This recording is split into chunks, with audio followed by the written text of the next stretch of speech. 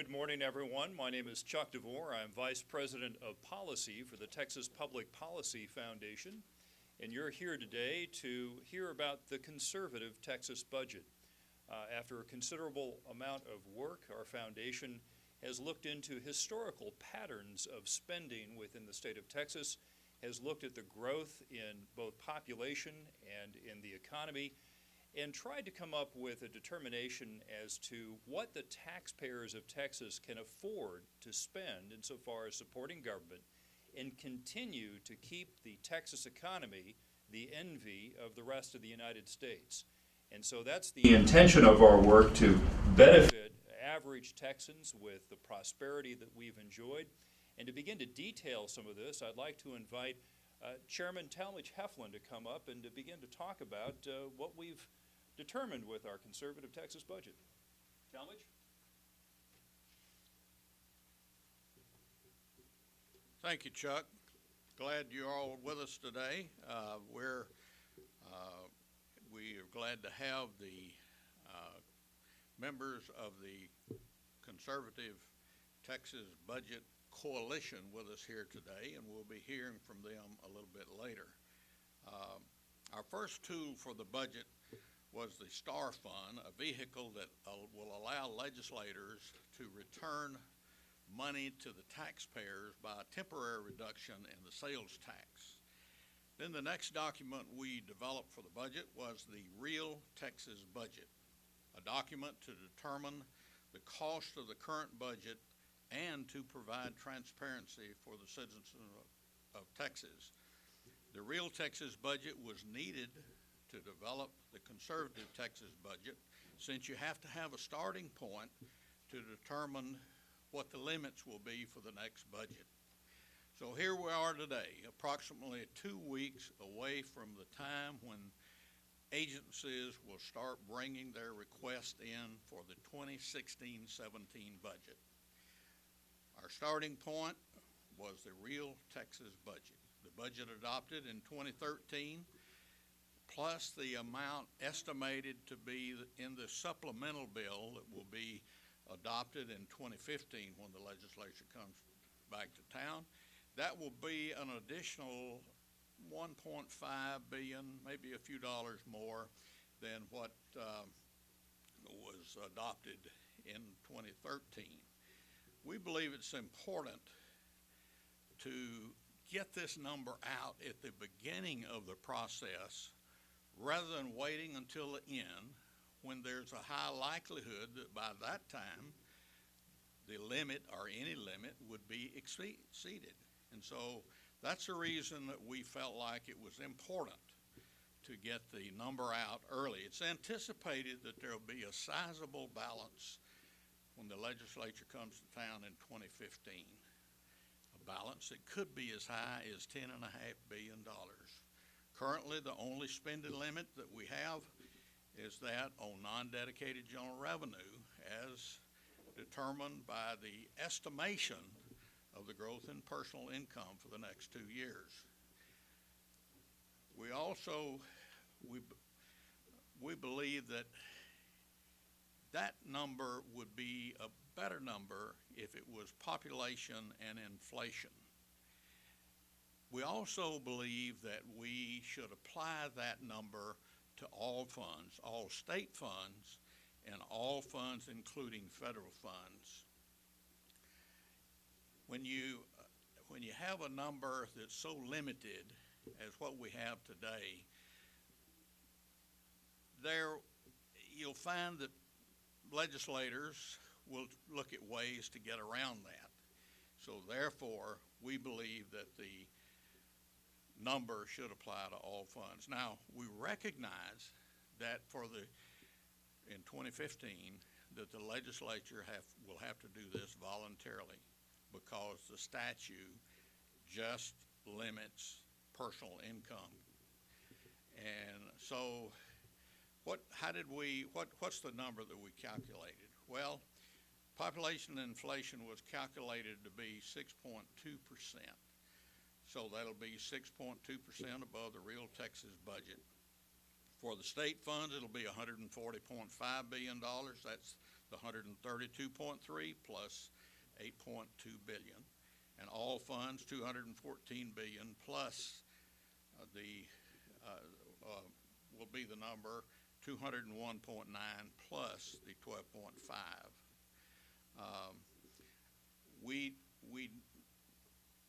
The data shows, and we believe it to be true, that the economy of a state fares better if it's a low tax, low spend state.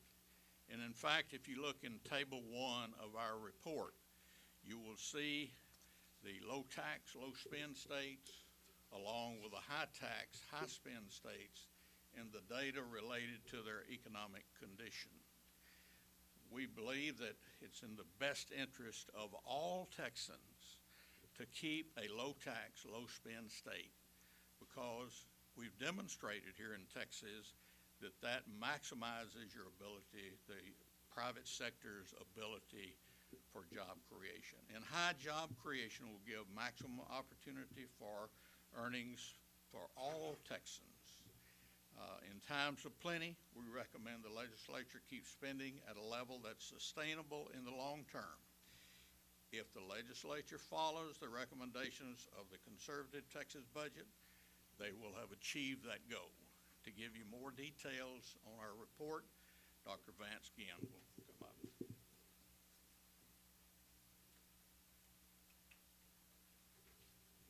Thank you, Talmadge. Today is a great day for Texas families as we work towards keeping more of their hard-earned dollars in their pockets by limiting the growth of state spending. From 2004 to 2015, state spending will likely increase by 62.7%. This increase is 8.8% greater than population plus inflation over this period, costing Texans more than $8 billion this year alone to fund more than just basic public necessities. This breaks down to a cost of $1,200 for a Texas family of 4. And this leaves Texas families with fewer dollars to put food on their table, pay for the rising cost of health care, and save for a rainy day. With the 84th Texas legislature likely to have a healthy fund balance to spend during the 2016-17 biennium, there is a potential for families to be further burdened by any additional state spending above funding these basic public necessities. Now, how much might be available? Well, with Texas' robust economy, as Talmadge mentioned, this has led to additional tax revenue that could bring in a potential fund balance of $6 billion at the end of fiscal year 2015. In addition, higher local property values could reduce the state's share of public education spending by about $4 billion.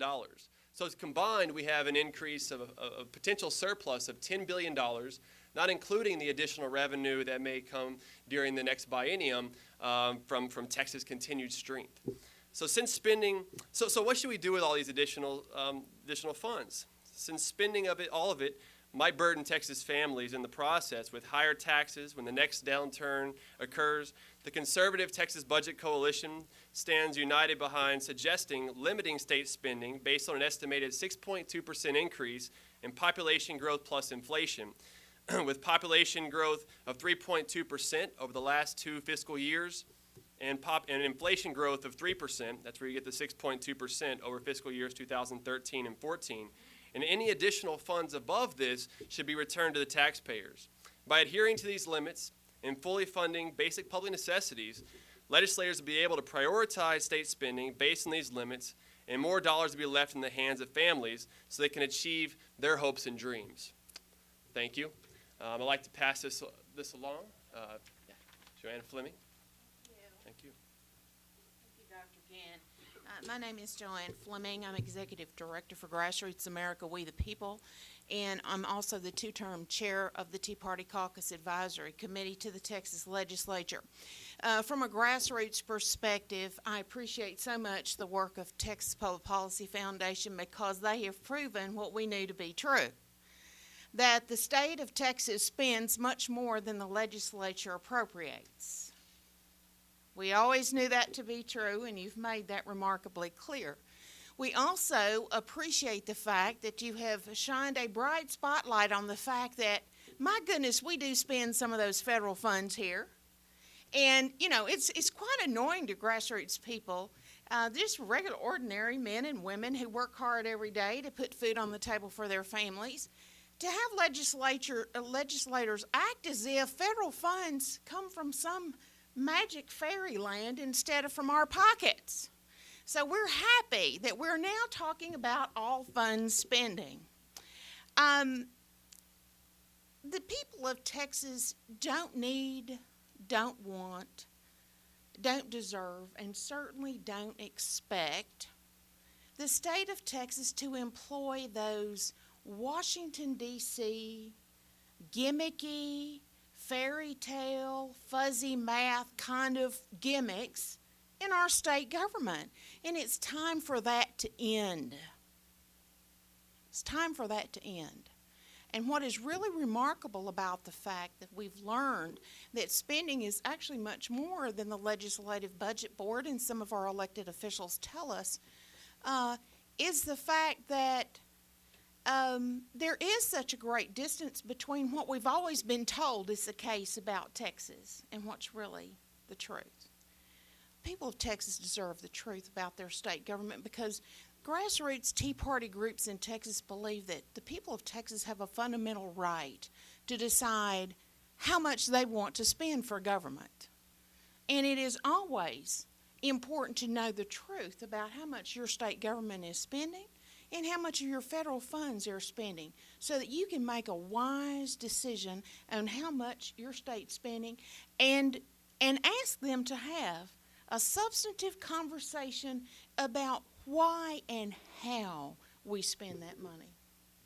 And I submit to you that until our legislature and our state leaders have a conservative, focused conversation about how and why we spend the money that the taxpayers give them, we're never going to reach that point in Texas where we can truly lead the nation as we should. And I will tell you this gives us, Texas Public Policy Foundation, this gives your grassroots groups in Texas an opportunity to go around this state and talk about what really happens in Austin. And we're making sure that what happens in Austin no longer stays here. Thank you.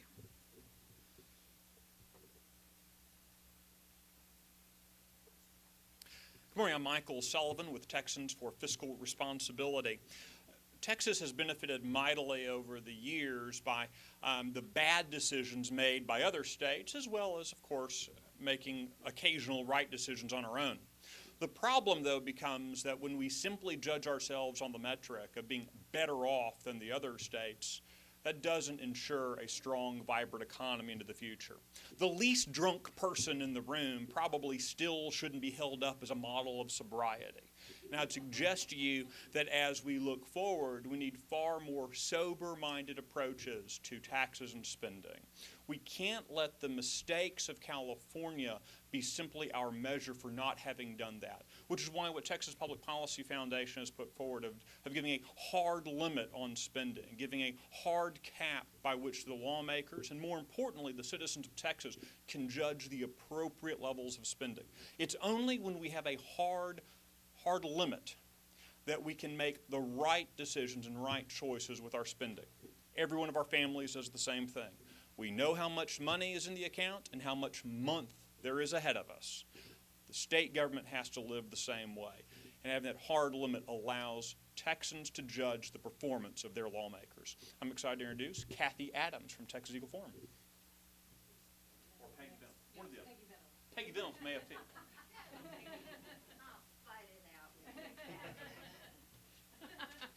Thank you. I also want to thank the Texas Public Policy Foundation for the great work they have done on this paper and for this coalition.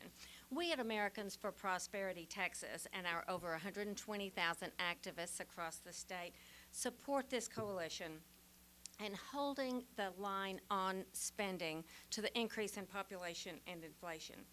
You know, Texas' positive economic performance is linked directly to prudent fiscal policies that have been enacted here in Texas, and we could still do better. Holding the line to spending to 2.6% of last biennial's true spending level will assure us that legislators budget wisely. We look forward to working with the coalition, with leadership, and with legislators on this. And Ronald Reagan, my political hero, and many of us in this room once said, government always finds a need for whatever money it gets. I think we as conservatives are always concerned when there is a large budget surplus going into the legislative session. And we want to make sure that that money isn't all spent because it does belong to the taxpayers. And our economy will grow faster if legislators realize that and return it. Thank you so much. I'll now turn it over to Kathy. Hi, I am Kathy Adams, President of Texas Eagle Forum, and I think it is a very exciting day for us to be able to work together in something that is laid out so clearly. Thank you, all of the brilliant minds at Texas Public Policy Foundation, for what you have done to bring this down where the people of Texas, grassroots, the people who are every day trying to provide for their families, can now understand and come alongside you and work toward the same goal, and that is fiscal restraint, fiscal responsibility. Texas families have hopes and dreams, and we want to be able to afford them. Spending limits for the 2016-2017 budget are exactly what we are asking for. Texas families need a budget that will allow them to achieve their dreams, and that does not include bigger government that will require higher taxes. How much of a burden has this been on Texas families? Since 2004, a Texas family of four is spending $1,200 more than inflation in population. That burdens Texas families who work hard to put food on the table, to pay for the increased costs of health care, and to save for their own rainy day. Our coalition, the Texans for a Conservative Budget, recommends very simple things. State legislators need to work together to prioritize their spending and to keep the budget from growing more than 6.2%. By doing this, they help every Texas family achieve our own hopes and dreams.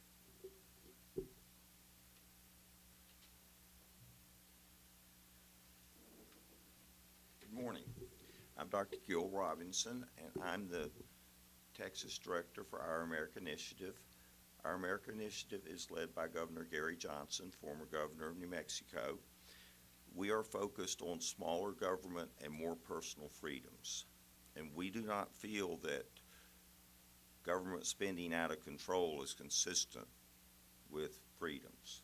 We look forward to working with the Texas Public Policy Foundation to control spending, and we hope that we can help them to pass more laws to increase economic freedom. Thank you very much.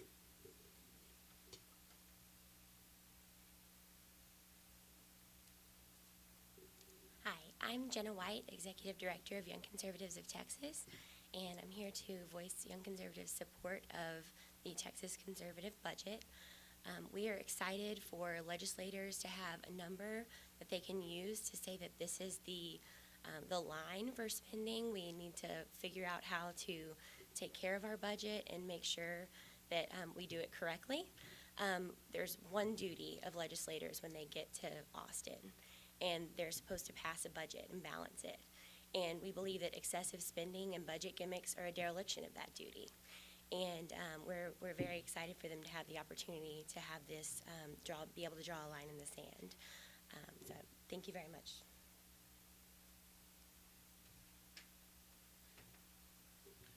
Thank you, Jenna. Ladies and gentlemen, I think we've laid out a pretty convincing case as to why it is that Texas needs to restrain government spending and how that spending restraint leads to tangible gains for the men and women of the state of Texas. As was mentioned earlier, judging Texas by the actions of other states sometimes leads us into a false sense of complacency. Yes, we've led the nation in terms of job growth. Yes, if you compare the real poverty rate in the state of Texas compared to other diverse large states, we're doing pretty well. when you take into account cost of living and taxes and the value of government benefits, but we can do better. And it's clear to us, the data shows that we do better by allowing free enterprise to flourish, by allowing the hard-working men and women of Texas to keep more of their hard-earned money and keep more of that money away from government. So with that, if there are any questions of those that have joined us with this news conference, please let us know who you are and what your question is and to whom it is directed. Yes, in the back. Mike Ward, Houston Chronicle. So people are going to look at this today, they're going to go, so is there a tax cut possible? And if so, how much? That's a great question and was mentioned at the opening by Talmadge Heflin. We have proposed the STAR Fund, and the STAR Fund is a tool not only to cut taxes and to deposit money that has been saved by either shrinking parts of government or shutting down parts of government, but the key thing about the STAR Fund, the Sales Tax Reduction Fund, is that it is for future bienniums. In other words, if it was passed this biennium, it would really be used in future bienniums. So for the current session, what we are proposing is to go after the margin tax, the business franchise tax or the margin tax. If you look at the surplus that's rolling in right now, and especially something that hasn't much been talked about, which is that you're seeing this massive increase in property tax valuations that because of the way we calculate the school funding formula, at present looks like it might reduce the general fund obligation to schools by as much as $4 billion. And if you add that into these soaring sales tax revenues and the soaring revenues from the Economic Stabilization Fund, there is more than enough money to look at actually eliminating that business franchise tax. And that would really increase Texas' competitiveness vis-a-vis other states. One of the little-known facts about Texas, even though we don't have an individual income tax, is because of the effect of property taxes along with the margin tax, our businesses in Texas are actually taxed slightly higher than the national average, which is kind of contrary to popular mythology about Texas tax rates. Any other questions? Yes. I'm Matt Waller with the Corpus Christi Caller-Times. We've heard a bit about the need to catch up on infrastructure with the roads and going back to a pay-as-you-go system. Is there anything in these budget limits that would allow for that, or would that still be possible? Absolutely there is, because if you look at overall spending, it is incumbent upon the legislature to prioritize spending within the available revenue stream. And so with regards to spending on infrastructure, if you compare Texas to other states and look at per capita infrastructure spending, and not even including the cost of living, where land acquisition and labor is a little less costly here than the national average, the last few years we've actually been about in the middle of the pack insofar as spending on a per capita basis, with, of course, California being last. And I think that shows, again, the prioritization. Here's California with pulling in state and local taxes at about 42% more as a share of income than the state of Texas. And yet, on a per capita basis, they've been consistently last in terms of infrastructure spending. So how does that work, where they're pulling in so much more money than is Texas, and yet they're last? Well, the reason why, and I can tell you, having been a former California lawmaker for 6 years, is prioritization. They don't prioritize infrastructure. It's at the bottom of the list for them. What do they prioritize? Well, welfare, wasteful government spending. So I think that, does anyone else have anything to add on that topic as far as infrastructure spending? And Thank you. I think you look at the infrastructure and you say, well, first of all, the November ballot will have a provision there for voters to vote on that will put more money into road building. But there's also greater opportunity to get more value for the money that we already are spending. And I think that when you looking at using more design build, you not only save time, you save money. So I think restructuring how we spend the money in infrastructure and looking ahead at the water plan, money that was put in for from the last session, that has to be very carefully structured so you get the bang that you're looking for from the buck. So I think reform, as well as looking at the additional money that might come available, certainly can take care of those needs. Well, and I think Talmadge also brings up a good point about prioritization. You look around the state of Texas and you'll see that, again, because of the lure of federal funds and the way that some of these formulas work, you'll see that time and time again, emphasis is being put on, for example, light rail systems that statistically do not carry much traffic, and to the degree that they consume surface road availability, as is being proposed locally, they actually displace cars because the cars can't even use the roads that have been consumed to lay the track. And in some proposals that we've seen, Texas officials are proposing to build the third most costly rail system in the country on a per mile basis. Well, that money could probably be put to better use by simply looking at basic infrastructure rather than going for 19th century technology. I would point you to the actions taken by the Texas Department of Transportation within the past 2 months, where out of the fund that we're told we have no more money for building roads and bridges and maintaining said roads and bridges. No, Fund 6, we're told there's no more money, requiring this constitutional amendment to redirect funds, that sort of thing.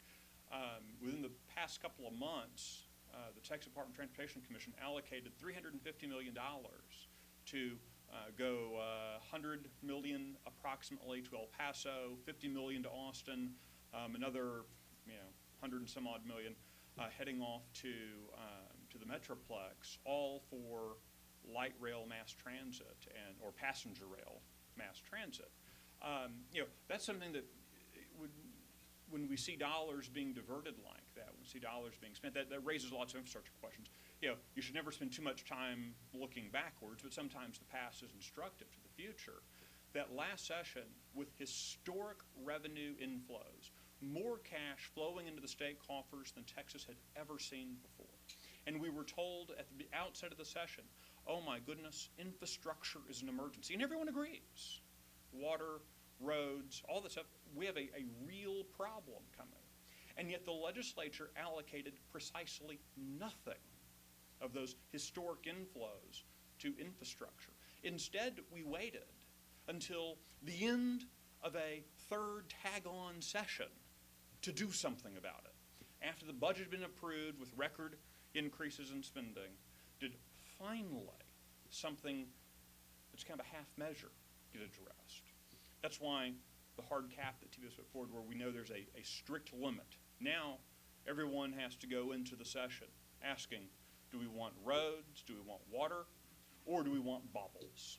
Well, it's an interesting point about your chronology with regards to the session, because what we also saw is that by taking the water infrastructure and the transportation infrastructure and putting it out to the vote of the people, and correct me if I'm wrong, Talmadge, but by doing that, those funds allocated didn't count toward our existing limit. That's exactly right. Right, so the available funds were spent to grow government in all categories except the water and road infrastructure that we keep hearing is a priority.